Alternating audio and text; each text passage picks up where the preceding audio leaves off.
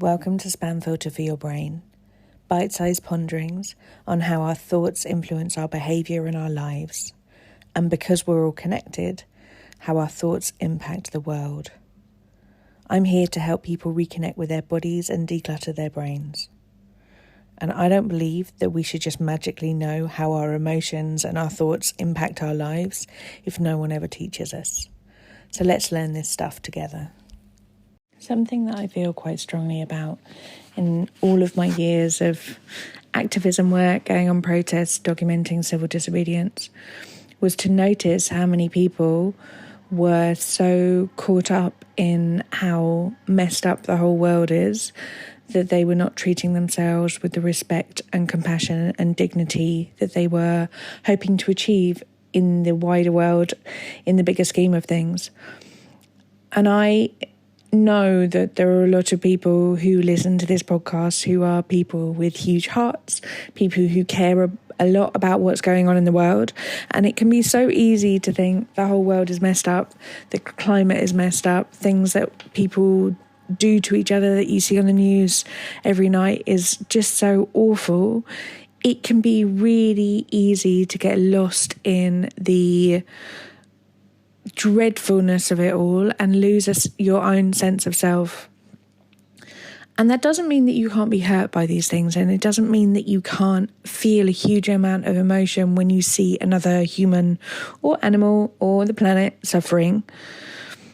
But I invite you to get a little bit mindful about where you are using your level of hurt to drive you to inaction.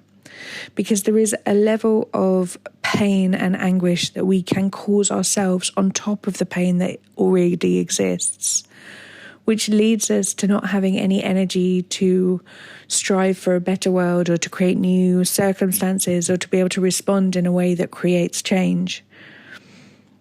I think quite often we can get lost in how sad and hopeless it can all feel, and we can convince ourselves that one person's action doesn't make a difference. But actually, the world is just created by a whole load of people's individual actions. And I think there's another side of it as well, where there are people who want to be kind and caring and then feel quite guilty about feeling angry. And anger is quite an uncomfortable emotion for so many of us. We don't often have an opportunity to express it in a safe environment. And it feels like something that we want to try and get rid of. But when it comes to injustice, we feel like this is a fair place to channel it. But if anger doesn't feel safe and you're feeling angry about the situation, you're just going to get yourself all caught up in a big muddle of confusion about why all these feelings feel so big and icky and unfamiliar, and get lost in your own emotions about them all, which distract you away from taking concrete action and focusing on the things that we're trying to change and maybe helping the people who are suffering more than us. I think that anger is a really natural human response to things, and familiarising ourselves with the fact that it is a human response and not something to be got rid of is really important in creating a more socially just world, more equity in the world. Anger is a natural response. It is a force for change. There is no way that all of the biggest changes that you can think of throughout humanity in terms of social justice would have happened without people being angry.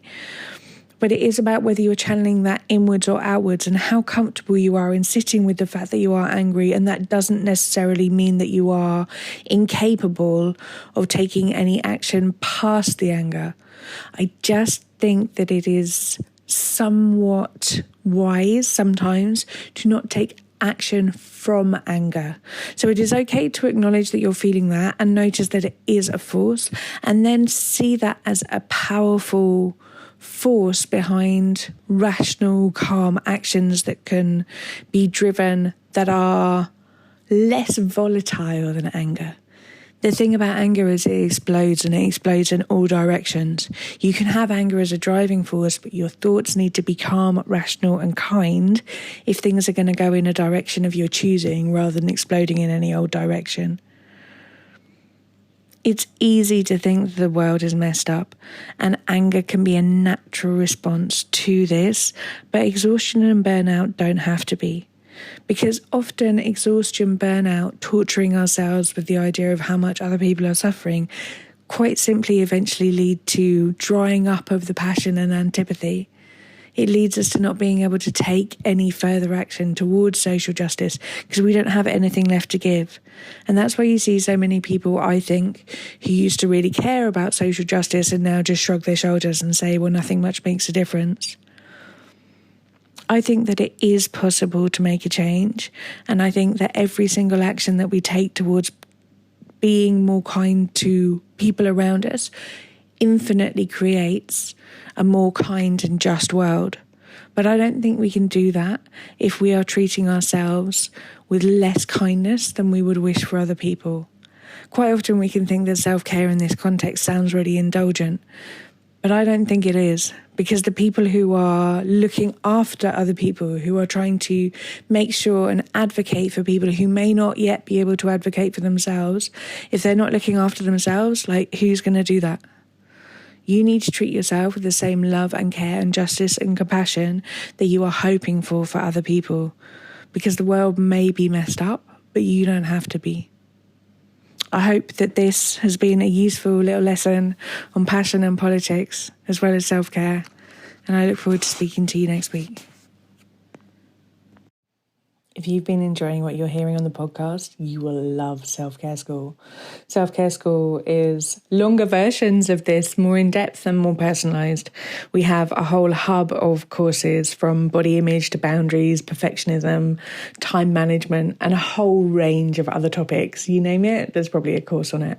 But most importantly, we also have a weekly group coaching call where you get to apply this stuff to your everyday life and get support to try and untangle your own story from some of the emotions that you might not be enjoying in your life.